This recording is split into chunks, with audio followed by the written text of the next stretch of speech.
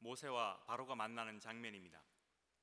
하나님께 보냄받은 모세가 바로 앞에 섰습니다. 모세를 통해서 하나님께서 바로에게 전하셨던 메시지는 마치 선전포고와 같습니다. 이스라엘을 출애굽시켜라 하는 것입니다. 물론 바로는 그 말을 듣지 않습니다. 그러니까 하나님께서 열재앙을 내리셔서라도 기어코 이스라엘을 출애굽시키고야 마는 그 이야기입니다. 오늘 스토리를 우리들은 잘 알고 있습니다. 그럼 여기서 저희 잘 아는 이야기에 한 가지 더 생각을 해보려고 합니다. 그러면 하나님께서는 왜 그렇게까지 해서 이스라엘을 출애굽시키려 하셨을까요? 하나님이 그런 싸움을 거치시면서까지 이스라엘을 출애굽시키셨던 이유와 목적이 무엇일까요? 출애굽의 이유를 여러 각도로 생각할 수 있을 텐데요, 이 시간에는 예배라는 관점에서 한번 생각해 보려고 합니다. 왜 하나님께서 이스라엘 출애굽시키셨습니까? 첫째는 내 백성이기 때문입니다. 그러니까 1절 다 같이 읽어보겠습니다. 그 후에 모세와 아론이 바로에게 가서 이르되 이스라엘의 하나님 여호와께서 이렇게 말씀하시기를 내 백성을 보내라. 그러면 그들이 광야에서 내 앞에 절기를 지킬 것이니라 하셨나이다 합니다. 따라해 봅시다. 내 백성을 보내라. 당시에 바로는요, 애굽의 왕이잖아요. 태양신의 아들로 추앙받던 존재입니다. 그런 바로에게 주시는 하나님의 메시지가 내 백성을 보내라 하는 것입니다. 누구를 보내라고요? 내 백성을. 하나님이 바로에게 이스라엘이 내 백성이라고 얘기하고 계십니다. 내 백성이라는 단어를 한번 생각해 보십시오. 내 백성은 두 실러블스로 되어 있죠. 내 백성, 그죠? 그러니까 이제 내에 대해서 생각해 보겠습니다. 영어로 하면 my죠. 백성은 people이잖아요. 내라는 것은 내 거라는 겁니다. 하나님 지금 바로와 소유권 논쟁을 하고 계십니다. 이스라엘이 누구 거냐 하는 겁니다. 고대의 노예들은 다 주인이 있습니다. 지금 노예 이스라엘의 주인은 바로입니다. 바로가 이스라엘을 소유하고 있고 노예로 부리고 있습니다. 그런데 하나님께서 바로에게 이스라엘이 내 거다 하시는 겁니다. 바로야, 네가 지금 이스라엘을 노예로 부르고 있지? 그래서 이스라엘이 네 건 줄 알지? 아니야, 이스라엘은 내 거야. 원소유주가 나 하나님이야. 이스라엘은 너의 노예로 있어야 될 존재가 아니야. 창조주 하나님의 백성이야. 그러니까 나에게 돌려보내라 하시는 말씀입니다.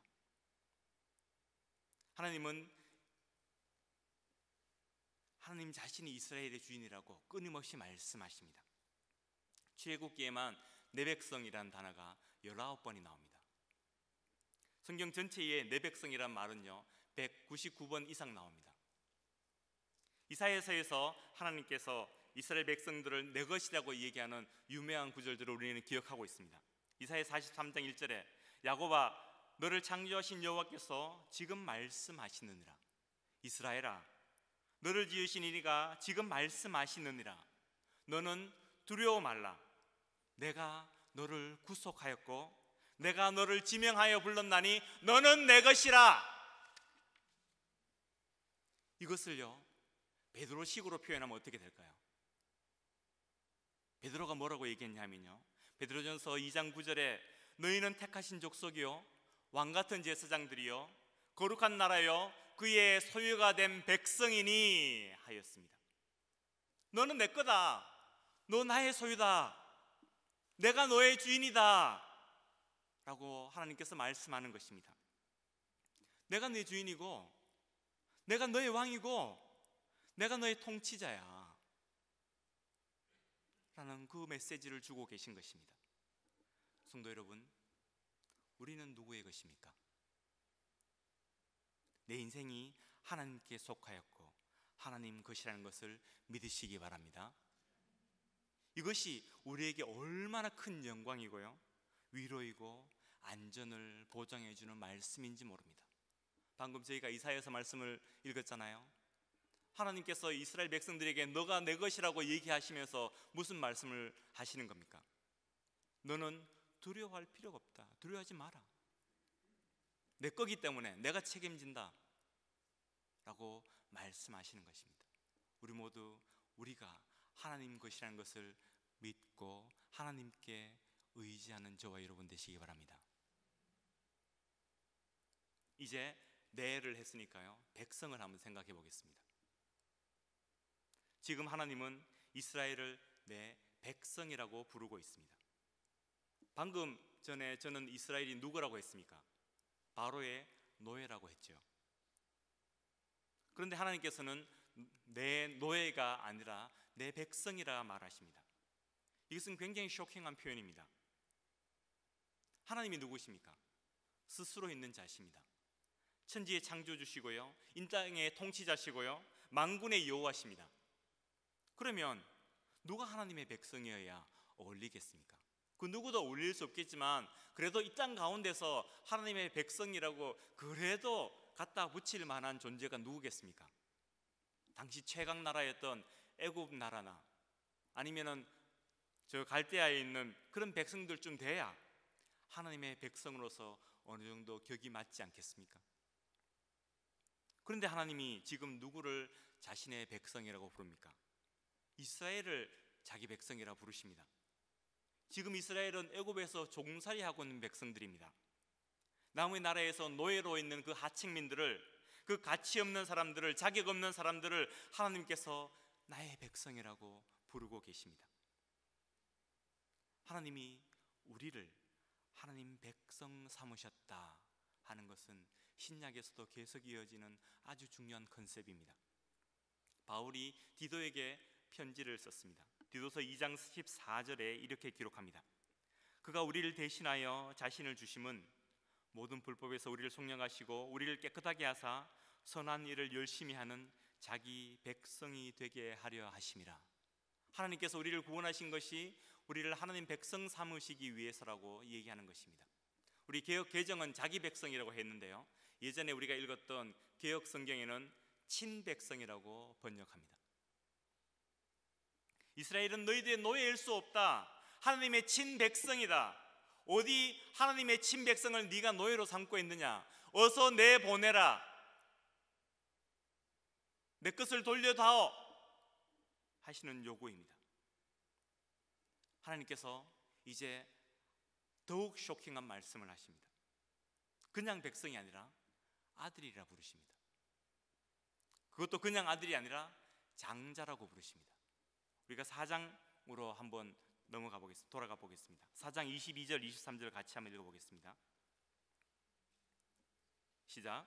너는 바로에게 이르기를 여호와의 말씀에 이스라엘은 내 아들 내 장자라. 내가 내게 이르기를 내 아들을 보내주어 나를 섬기게 하라 하여도 내가 보내주기를 거절하니 내가 네 아들 네 장자를 죽이리라 하셨다 하라 하시니라. 이스라엘의 지금 현실이 무엇입니까? 그들은 노예라 했습니다. 일하는 기계고요, 참으로 짐승 같은 그런 비참한 인생을 살고 있습니다. 그런데 하나님께서는 이스라엘의 신분이 원래 하나님의 백성이고 하나님의 아들이라 말합니다. 장자는 상속자잖아요. 하나님 나라를 유업으로 상속할 상속자라고 말하고 계십니다. 10장에서 애굽의 장자들을 죽이시는 이유도 이스라엘이 하나님의 장자임을 극명하게 보여주는 장치인 것입니다. 이거는요, 말도 안 되는 얘기고요, 격에 전혀 맞지 않는 얘기입니다.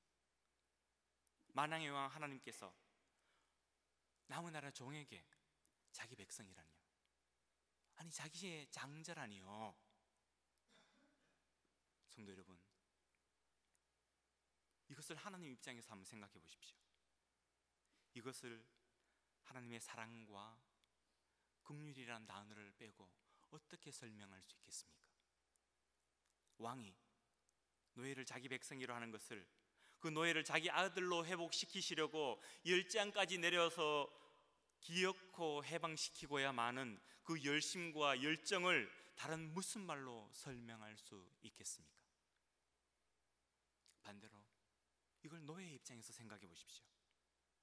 그분의 말도 안 되는 그 사랑과 열심 앞에 이 노예들이 감격과 송구함과 감사 외에 다른 어떤 단어를 가지고 설 수 있겠습니까? 이것은 하나님이 우리를 구원하신 사건에도 그대로 이어집니다.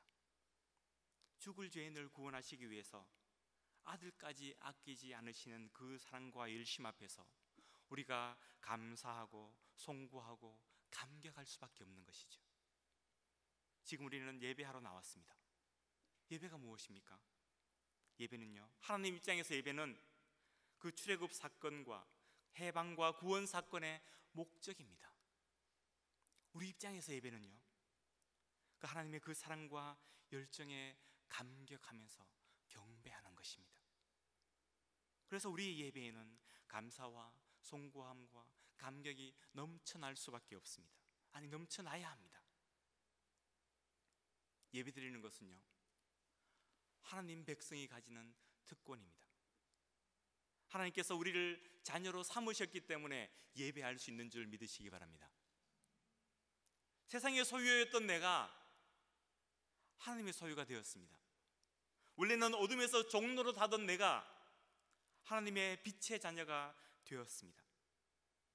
오늘 또 예배드리는 이 시간에 하나님께서 나를 해방시키셨구나, 하나님께서 나를 구원하셨구나, 하나님께서 나를 자녀 삼아 주셨구나 하는 그 감사와 감격을 우리 가운데서 되살리는 저와 여러분 되시기 바랍니다. 오늘 예배를 통해서도 그러기에 더욱 하나님의 크신 은혜를 사모하고 우리 마음을 열고 뜨겁게 기도하기 애쓰는 저와 여러분 되시기 축원드립니다. 하나님께서 이스라엘을 왜 출애굽시키셨을까요? 출애굽의 두 번째 이유로 하나님이 자기 백성들이 드리는 예배를 받기 위해서 출애굽시키셨다는 말씀을 드리겠습니다. 우리 5장 1절 다시 한번 읽어보겠습니다. 그 후에 모세와 아론이 바로에게 가서 이르되 이스라엘의 하나님 여호와께서 이렇게 말씀하시기를 내 백성을 보내라. 그러면 그 광야에서 내 앞에 절기를 지킬 것이니라 하셨나이다. 내 백성을 보내라 하고 난 뒤에 뭐라 합니까? 그들이 광야에서 내 앞에 절기를 지킬 것이다 했습니다. 절기를 지킨다는 것은 제사를 지낸다, 예배드린다 이런 말이죠. 3절에 한번 보십시오. 그들이 이르되 히브리인의 하나님이 우리에게 나타나셨은즉, 그뒤로 시작. 우리가 광야길로 사흘길쯤 가서 우리 하나님 여호와께 제사를 드리려 하오니 가도록 허락하소서. 네, 거기까지만 읽겠습니다. 3절에서도 우리를 출애굽시켜 주십시오 하는 이유로 우리가 광야길로 가서 예배를 드리려고 합니다 라고 합니다. 어떤 사람들은 이 구절을 가지고 시비를 걸거나 오해하는 분들이 있습니다. 지금 모세가 거짓말하고 있다고 말합니다. 아니, 그냥 해방시켜 달라고 하면 되지 무슨 예배 핑계 대고 나가겠다고 하느냐, 그 예배 핑계 대고 나가려고 지금 거짓말하는 건 아니냐 라고 하는 것입니다. 그러나 성도 여러분, 이 구절이 모세가 지금 거짓말하고 있는 장면이 아닙니다. 그 예배가 출애굽의 진짜 목적이 맞습니다. 3절에 광야길을 3일간 간다라는 것은요, 사흘길을 가서 시내산에 도착해서 십계명 받는 얘기를 하는 것입니다. 1절과 3절에서 출애굽 이유가 절기를 지키고 하나님께 제사 지내기 위함이라고 분명히 얘기하고 있습니다. 하나님이 출애굽시키시려는 진짜 이유는 예배입니다. 하나님의 백성들이 하나님께 예배하고 경배하기 위해서 출애굽시키는 것입니다. 3장에 가면요, 하나님께서 모세를 처음 부르시는 장면이 나옵니다. 우리 3장 12절로 한번 가볼까요?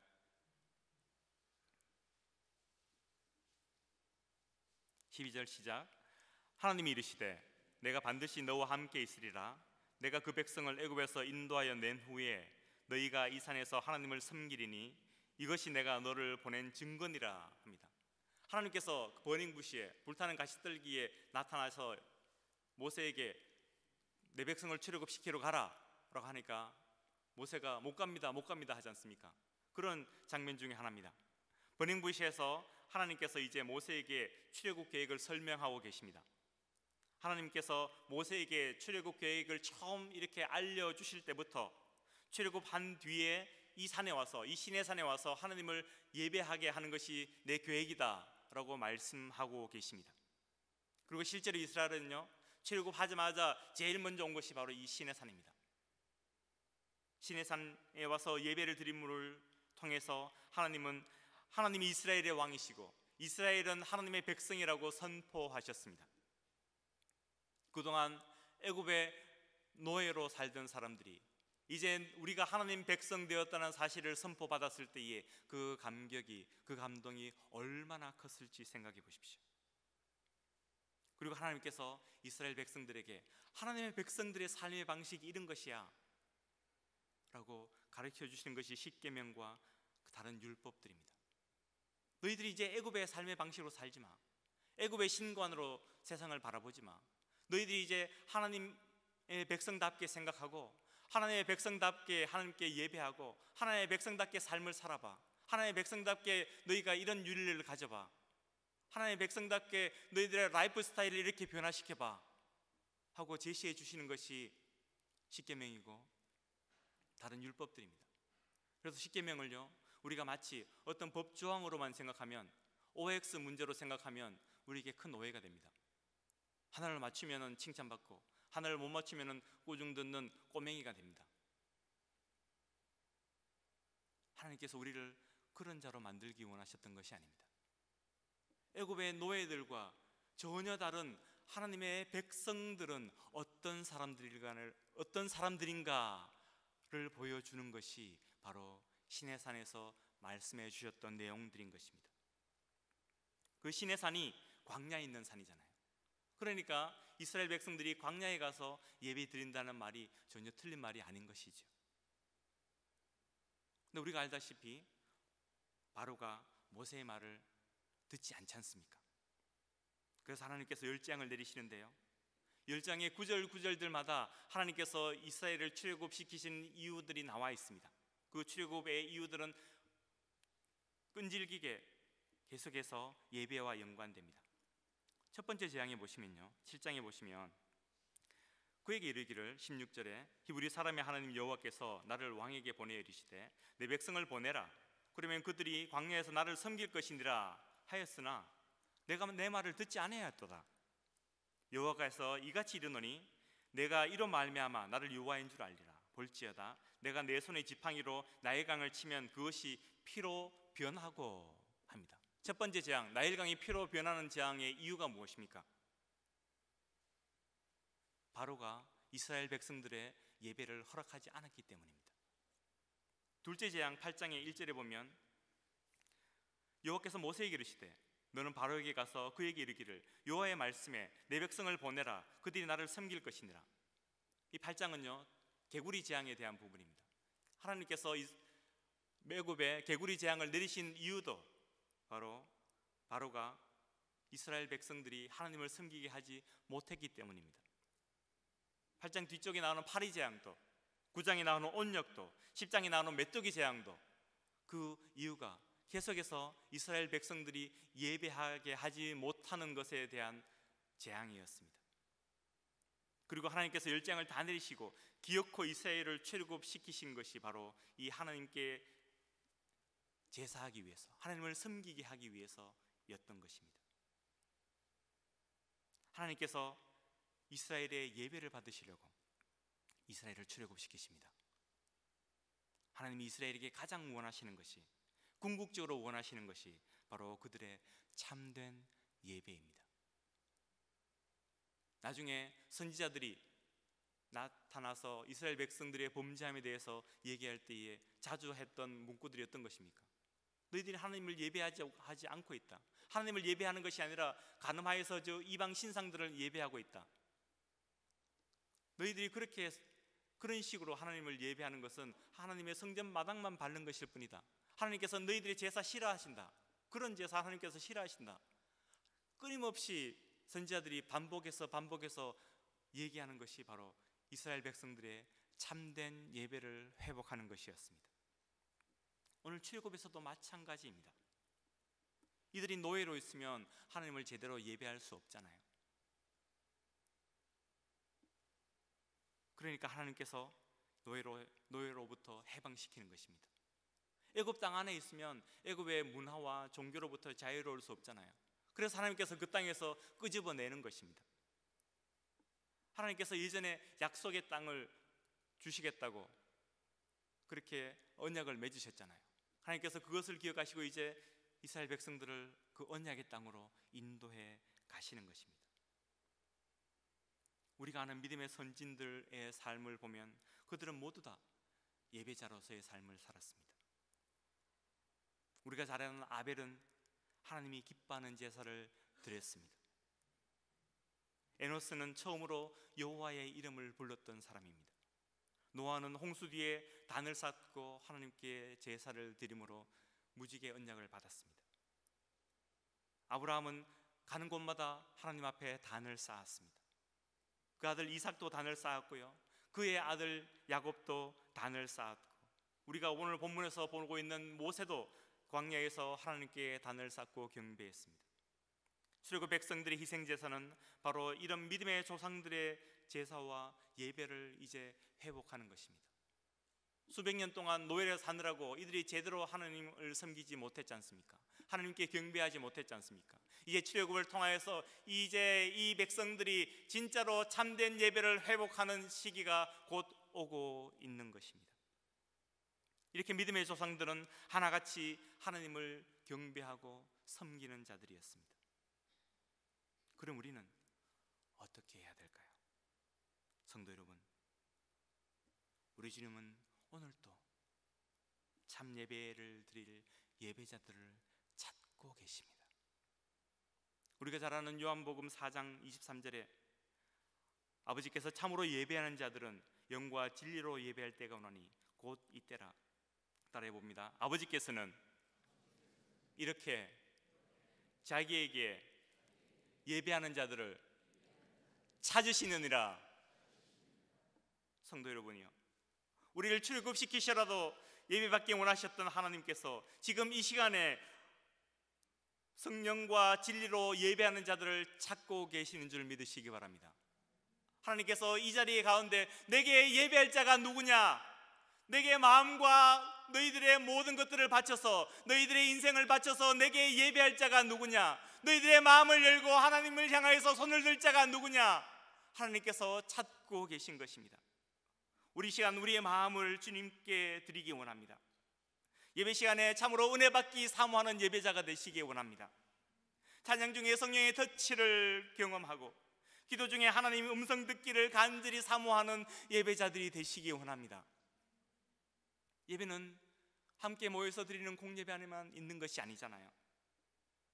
우리 모두 하나님과 동행해서 살아가는 우리의 모든 삶 속에서 예배하는 자들이 되기 원합니다. 우리의 삶의 모든 순간순간마다 예배하고 우리가 경험하는 모든 삶의 상황 속에서 하나님을 예배하는 자들이 되기 원합니다. 우리 모두 말씀 앞에서 우리의 걸음걸음마다 예배하고 내 삶 가운데서 예배하는 인생으로 살겠나라고 결단하고 결심하는 저와 여러분 되시기 간절히 축원드립니다.